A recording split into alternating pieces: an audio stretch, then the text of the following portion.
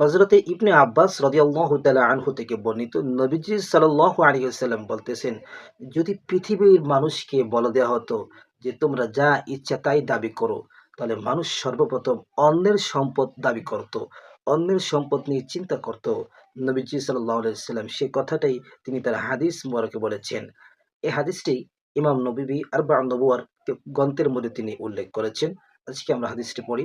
আন ইবনে আব্বাস রাদিয়াল্লাহু তাআলা আনহুমা আন্না রাসূলুল্লাহি সাল্লাল্লাহু আলাইহি ওয়াসাল্লাম ক্বালা লাউ ইউ'তা আন-নাসু বিদা'ওয়াহুম লাদ্দা'a রিজালুন আমওয়ালা কওমিন ওয়া দিমাআহুম ইলা আখির।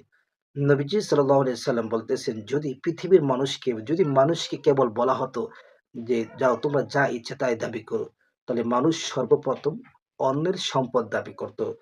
তবে প্রমাণ হচ্ছে যে দাবি করবে তাকে অবশ্যই প্রমাণ করতে হবে। তার দাবিটাকে অবশ্যই প্রমাণ পেশ করতে হবে।